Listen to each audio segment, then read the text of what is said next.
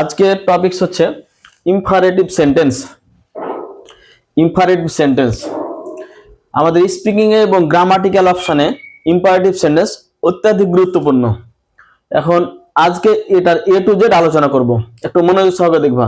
Imperative sentence এখানে দুইটা point খুব মারাত্মক। একটা হচ্ছে অমিট দ্য সাবজেক্ট, সাবজেক্ট থাকবে না, সাবজেক্টটা ঊর্ধ্ব থাকবে। The you is understood and start with a verb, সেটা শুরু হবে কি দিয়ে? ভার্ব দিয়ে, এবং ইউটা ঊর্ধ্ব থাকবে। তাহলে দুইটা পয়েন্ট, সাবজেক্ট থাকবে না এবং sentence will be start with verb, সেন্টেন্সটা কি দ্বারা শুরু হবে? ভার্ব দ্বারা। এখন আমাদের বিষয় জানতে হবে যে সেন্টেন্স দ্বারা আদেশ, তাহলে কি পাচ্ছি আমরা? আদেশ পাচ্ছি, উপদেশ, অনুরোধ, নিষেধ ইত্যাদি প্রকাশ করা হয়, তাকে ইম্পারেটিভ সেন্টেন্স বলে। তাহলে কয়টা পয়েন্ট পাচ্ছি? একটা পাচ্ছি আদেশ, একটা পাচ্ছি উপদেশ, একটা পাচ্ছি অনুরোধ, একটা পাচ্ছি নিষেধ।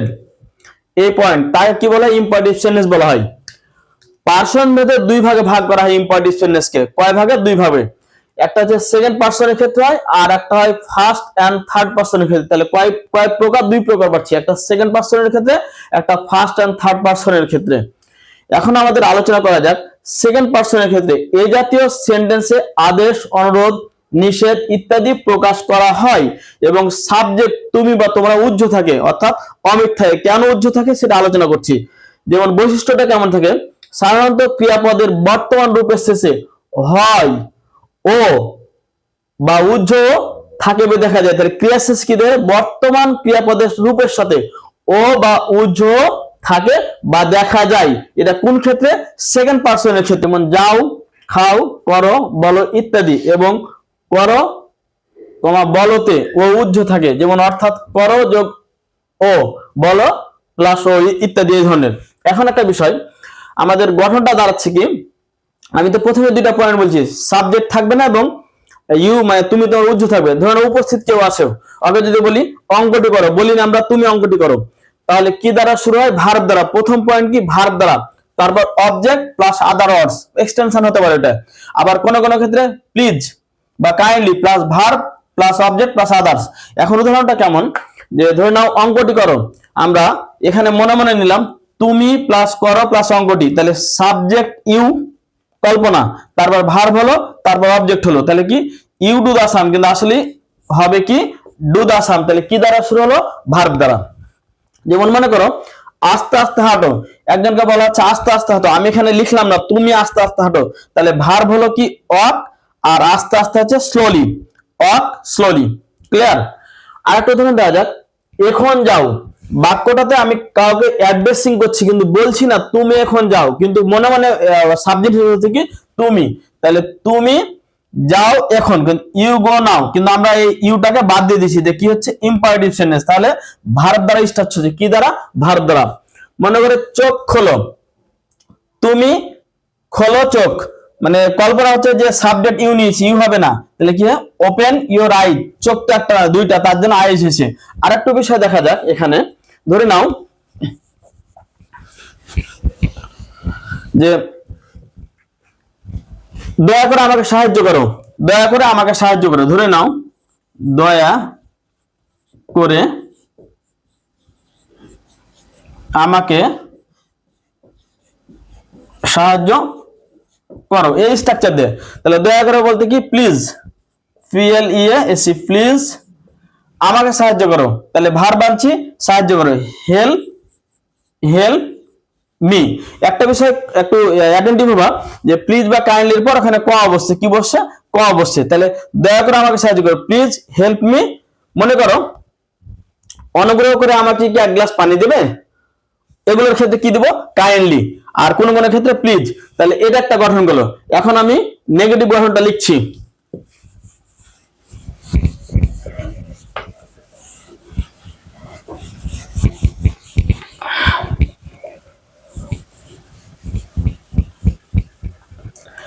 ধরে নাও নেগেটিভের ক্ষেত্রে, নেগেটিভের ক্ষেত্রে হবে কি? যে প্রথম স্ট্রাকচারটা হবে নেগেটিভ ক্ষেত্রে, যে ইউ সাবজেক্ট থাকে, ইউ এর উপর কি বসে? ডু বসে। তাহলে নেগেটিভ হবে কি? ডোন্ট, ডো নট, প্লাস হবে কি? ভার্ব, প্লাস হবে কি? অবজেক্ট প্লাস হবে এক্সটেনশন, প্লাস হবে কি এক্সটেনশন। ক্লিয়ার? আবার এটাকে যদি আমরা অন্য ফর্মে নিয়ে যাই তাহলে হবে নেভার, কি হবে নেভার, প্লাস হবে কি ভার্ব, প্লাস হবে কি অবজেক্ট, প্লাস হবে এক্সটেনশন, এক্সটেনশন আসলে সান না, উচ্চারণ হয় সন, এক্সটেনশন। যেমন আমাদের তাহলে গঠনটা কেন ডু নট হলো, যে ইউর পর বসে কি ডু নট, সাবজেক্ট ইউ ধরে নি। মনে করো যে এক্সাম্পল দিলাম, অঙ্কটি করিও না,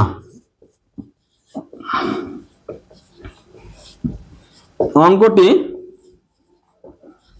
করিও না, তাহলে কি হবে আমাদের, আমি কল্পনা করছি সাবজেক্ট ইউ, তাহলে কি হবে ডু নট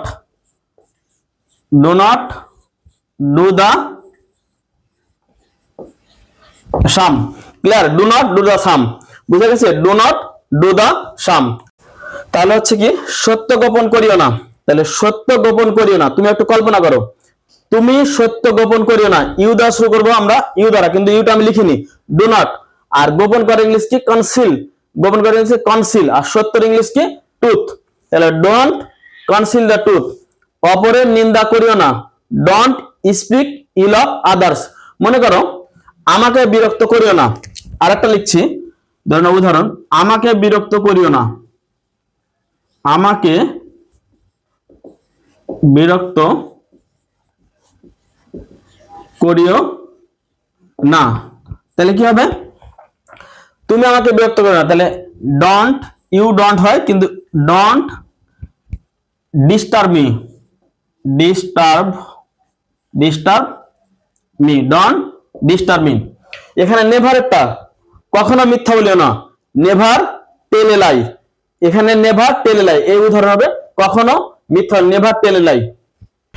তাহলে এখন আমাদের ফার্স্ট এন্ড থার্ড পারসনের ক্ষেত্রে, ওটা সেকেন্ড পারসনের ক্ষেত্রে, তাহলে এখানে যখন আমরা ফার্স্ট এবং থার্ড পারসন পাবো তখন হবে কেমন, যে সমস্ত সেন্টেন্সে অনুমতি প্রদান করা হয় সেসব সেন্টেন্সের বাংলা রূপে সাধারণত তেযুক্ত ক্রিয়ার সাথে, কার সাথে, তেযুক্ত ক্রিয়ার সাথে, তেযুক্ত ক্রিয়ার সাথে দাও দেখতে পাওয়া যায়। ভালো করে বুঝবা, তেযুক্ত ক্রিয়ার সাথে দাও, যেমন যেতে দাও, আসতে দাও, বলতে দাও, করতে দাও, খেতে দাও, লিখতে দাও, এরকম বিষয় হবে। ক্লিয়ার?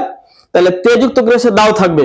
এখন আমাদের বিষয়, লেটের পর লেট দ্বারা শুরু, লেটের পর কি হবে অবজেক্ট, তারপর হবে ভার্ব, লেটের পর অবজেক্ট তারপরে ভার্ব। আরেকটা গঠন হবে লেটের পর অবজেক্ট তারপর ভার্ব। এখন বিষয় হচ্ছে এখানে অ্যাডিশন আছে, আরেকটা অবজেক্ট দিয়েছি, যে দুইটা অবজেক্ট থাকে তাহলে ভার্বের পর আরেকটা অবজেক্ট যাবে, তাহলে দুইটা অবজেক্টের মধ্যে প্রথমে ইনডিরেক্ট অবজেক্ট, তারপরে ডিরেক্ট অবজেক্ট। এখন একটা বিষয়, লেটের পর অবজেক্ট বলবে সবসময়, এই যে সাবজেক্ট এবং অবজেক্ট ফর্ম, সাবজেক্ট এবং অবজেক্ট ফর্ম টেন্সে বারবার আলোচনা করেছি। আই থেকে হবে মি, উই থেকে হবে আস, হি থেকে হবে হিম, সি থেকে হবে হার, দে থেকে হবে দেম, ইউ থেকে হবে ইউ। আর নামের ক্ষেত্রে ধরে নাও করিম, করিমের সাবজেক্ট ফর্ম, অবজেক্ট হবে কি করিম। ক্লিয়ার? এখন আমাদের একটা উদাহরণে যাওয়া যাক, দেখো ভালোভাবে।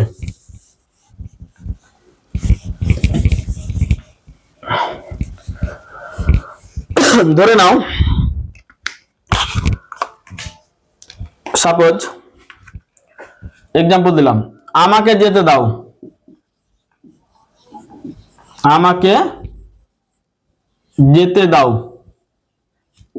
উদাহরণ কিভাবে ট্রান্সলেট করব, ধরে নাও লেট নিলাম, লেট, লেটের পর কি হবে বলেছে অবজেক্ট, লেটের পর অবজেক্ট, আমাকে,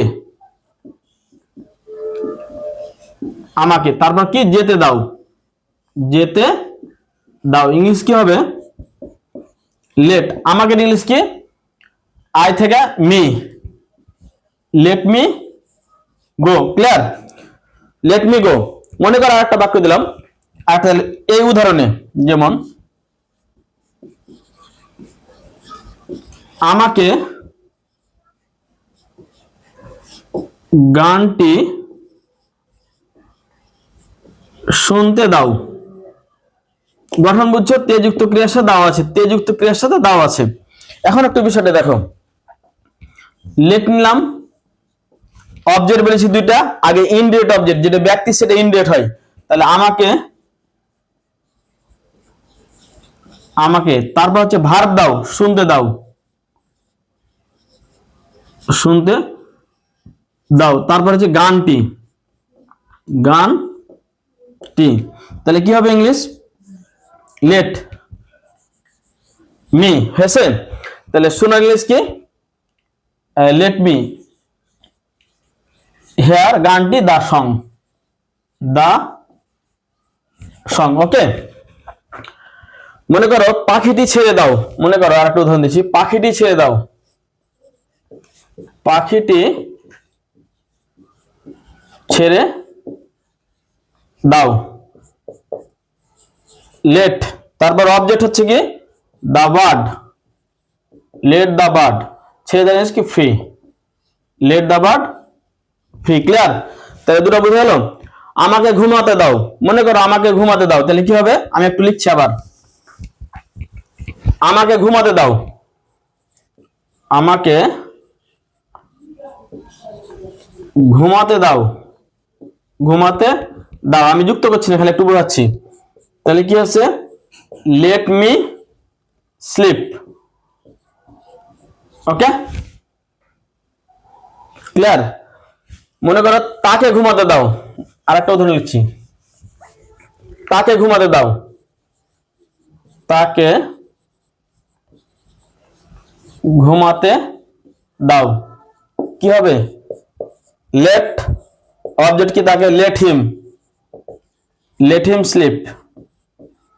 এখন একটা বিষয়, লেটের পর আজীবন কি বসে? অবজেক্ট বসে। লেটের পর কি বসে? আজীবন, অবজেক্ট বসে, আজীবন অবজেক্ট ফর্ম বসে। তাহলে একটু ভালো করে লিখে নাও, সাবজেক্ট কোনটা, অবজেক্ট কোনটা। ক্লিয়ার? সাবজেক্ট কোন, অবজেক্ট কোনটা। লেটের পর কি বসে? সবসময় অবজেক্ট ফর্ম বসে। তাহলে আরেকটা পার্ট, যে সমস্ত সেন্টেন্স দ্বারা কাউকে প্রস্তাব করা হয়, কি করা হয়? প্রস্তাব করা হয়, সেসব সেন্টেন্স এর সাধারণত ক্রিয়াপদের পূর্বে, ক্রিয়াপদের পূর্বে চলো দেখতে পাওয়া যায়। কি দেখতে পাওয়া যায়? চলো, চলো দেখতে পাওয়া যায়। ওখানে তে যুক্ত ছিল চলো, যেমন চলো যাই, চলো করি। ক্লিয়ার? যেমন লেটের পর হয় আস, এই চলোর ক্ষেত্রে হয় us, let us, verb object. যেমন চলো কাজটি করি, let us do the work. চলো বাড়ি যাই, লেট আস গো হোম। চলো পায়ে হেঁটে স্টেশন যাই, let us go to the station on foot. Clear? এখন আমাদের তাহলে এখানে তিনটা গঠন পেলাম। কয়টা গঠন পেলাম? তিনটা। একটু দেখে নাও ভালো হবে, তিনটা পেলাম। যেমন প্রথম গঠনটা একটু দেখো সামান্য হিসাবে, যে পেলাম কি verb plus object plus extension.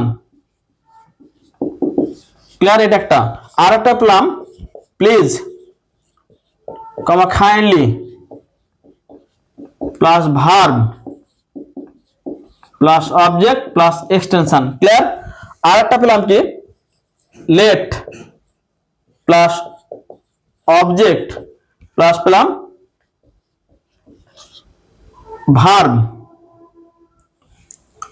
লাস্টে পেলাম কি লেট আস প্লাস ভার্ব, তারপর ডট ডট দিলাম। এটুকু ইম্পারেটিভের ক্ষেত্রে পেলাম। কিন্তু আরেকটা এক্সেপশনাল গঠন আছে, যেমন জোর প্রদান করার ক্ষেত্রে, যেমন এক্সক্লামেশন চিহ্ন বসে, এক্সক্লামেশন মেশান মেশান চিহ্ন বসে, এক্সক্লামেশন। এটা ব্যতিক্রম। যেমন জোরালোভাবে বলি যে চলে যাও, গেট আউট, গেট আউট, এটাও কিন্তু ইম্পারেটিভ সেন্টেন্স, ওটা ব্যতিক্রমের মধ্যে। তাহলে এ হচ্ছে আমাদের ইম্পারেটিভ আলোচনা। তাহলে একটা ইউ দেয়া যখন ভার্ব দিয়ে শুরু হয়, আর একটা ইউ এর ক্ষেত্রে প্লিজ বা কাইন্ডলি দেয়া, আর একটা কোন অনুমতির ক্ষেত্রে লেট দেয়া, আর প্রস্তাবের ক্ষেত্রে লেট আস দেয়। এই হচ্ছে এ টু জেড তোমাদের আলোচনা। এগুলো খুব নিখুঁত ভাবে বুঝবা এবং সব ক্লিয়ার হয়ে যাবে। আর পজ করে করে তোমরা খাতাতে নোট করবা। আর একটু থিওরিটা তোমরা মাথায় রাখবা, এটুকু অ্যাড করার জন্য, যে ফরআপ শব্দটা মাথায় রাখবা, যে ফরআপের এফ দেওয়া হবে কি ফরবিড। ফরবিডের ক্ষেত্রে যে নেগেটিভ আছে do not plus verb plus মনে করো অবজেক্ট। ক্লিয়ার? এটা একটা গঠন আসবে। হ্যাঁ, আর একটা বিষয় হচ্ছে নেগেটিভ হচ্ছে never plus verb plus object, এটা একটা গঠন আসবে আমাদের সব এগুলো ইম্পারেটিভের ক্ষেত্রে। ক্লিয়ার? আর একটা যেমন ও দেওয়া বলছে water, verb plus object plus extension. Extension, এটা একটা গঠন আসবে। ক্লিয়ার? আর হচ্ছে রিকোয়েস্ট, যখন রিকোয়েস্ট করা হবে কোনো কিছু সেগুলো শুরু হবে কি প্লিজ বা kindly plus verb plus object, এটা একটা গঠন আসবে। ওকে, আর একটা যখন কোনো অ্যালাউ দেওয়া হবে, অনুমতি আমাকে করতে দাও এগুলো, যেটা আমি উদাহরণ দিচ্ছি, let plus object. Clear? Object, তারপর হচ্ছে verb, verb plus dot dot. Clear? লেটের ক্ষেত্রে। আর একটা পি দ্য প্রপোজ, যেমন কোনো প্রস্তাব বোঝবে, let us plus verb plus object. তাহলে একটা জিনিস সেখান থেকে আইডিয়া পেয়ে গেল সামারি হিসাবে, যে ফোর আপ যদি ভুলে যাও তাহলে কখনো শুরু হবে ডোনাট দিয়ে, কখনো নেভার দিয়ে। ক্লিয়ার? আর অর্ডার বোঝালে ভার্ব দিয়ে, তারপর হচ্ছে প্লিজ বা কাইন্ডলি। ক্লিয়ার? তারপর হচ্ছে ভার্ব, তারপর লেটের পর কি হচ্ছে অবজেক্ট, আর লেটের পর কি হচ্ছে অবজেক্ট আস। তাহলে এ হচ্ছে সামারি। তাহলে আমাদের এখানে দুইটা জিনিস বারবার ইমিটেশন করতে হচ্ছে, ইউ হ্যাভ টু ফলো। প্রথম হচ্ছে কি অমিট দা সাবজেক্ট, সাবজেক্ট থাকছে না। দ্বিতীয় হচ্ছে ইউ থাকছে না, মানে সাবজেক্ট থাকছে না। দ্বিতীয় পয়েন্ট হচ্ছে কি ভার্ব দ্বারা শুরু হচ্ছে, কি হচ্ছে ভার্ব দ্বারা শুরু হচ্ছে। আর কোন কোন ক্ষেত্রে প্লিজ বা কাইন্ডলি, কিন্তু তারপর কি হচ্ছে ভার্ব দ্বারা। আর একটু ফলো করবা, প্লিজ বা কাইন্ডলির পর কিন্তু কমা বসে। ওকে, আর একটা হচ্ছে কি লেটার পর অবজেক্ট, আর লেটার পর অবজেক্ট। তাহলে যদি যেখানে অবজেক্ট থাকছে কার সাবজেক্টের অবজেক্ট ফর্ম বসছে। ওকে, বাই বাই, টাটা, আল্লাহ হাফেজ।